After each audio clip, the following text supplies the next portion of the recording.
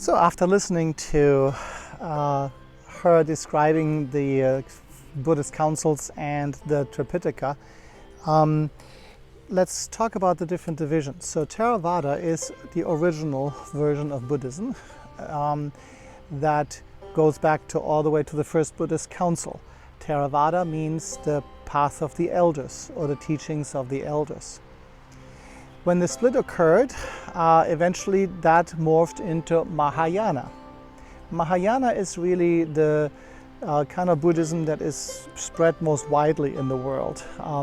Most Buddhists are Mahayana, only a small version are Theravada. Mahayana means the greater vehicle. Now, when something is called the greater vehicle, of course, that poses the question, well, in comparison to what? What is the smaller vehicle or the lesser vehicle? Well, from the Mahayana point of view, the Theravada is being called Hinayana, which means the lesser vehicle. It is kind of a derogatory, and the most recent Buddhist councils have been talking about that the term Hinayana should not be used because it is a derogatory term. So we should really use Theravada and not Hinayana.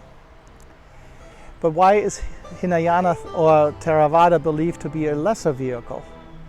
Well, it may be because it is much more restrictive. In Theravada,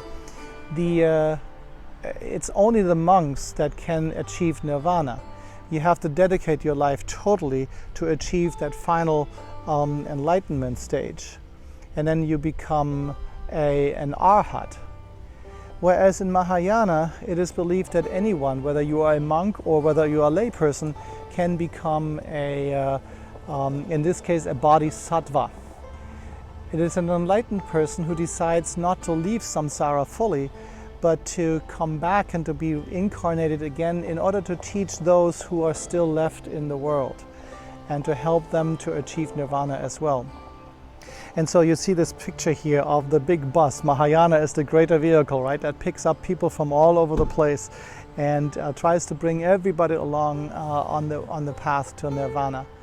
Whereas Theravada is this small little car, the lesser vehicle, that takes certain dedication. I sometimes say it's maybe like an Uber, right? The Uber comes and picks you up directly where you are, and you're in that car all by yourself, and it gets you to the destination.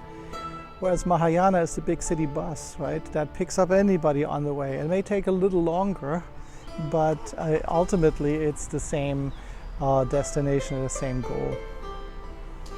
Now, in the medieval time, Mahayana also developed different branches. As you can see, Mahayana is not keeping itself so strictly to the original rule like Theravada, and so it's open also to develop new directions.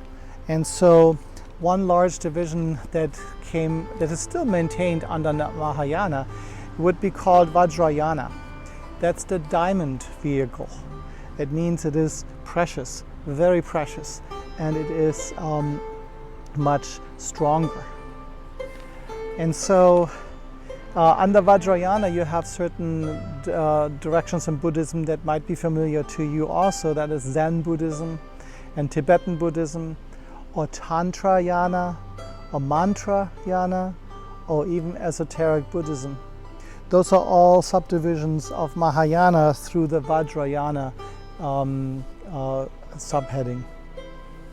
And you can see on the map right now that Theravada is practiced mostly in down in Sri Lanka and also in Burma and in Thailand, whereas Mahayana is really everywhere else, in China, in Vietnam, in Japan. And if you're going a little further over into the original areas of Nepal and Kashmir and Tibet, that's where you find the Vajrayana divisions. And the next lesson tomorrow, we will also hear a little bit more about Tibetan Buddhism and about some of the subdivisions. But for now, it's enough to know about the main division between Theravada / Hinayana and and Mahayana, the greater vehicle with its subdivision of Vajrayana.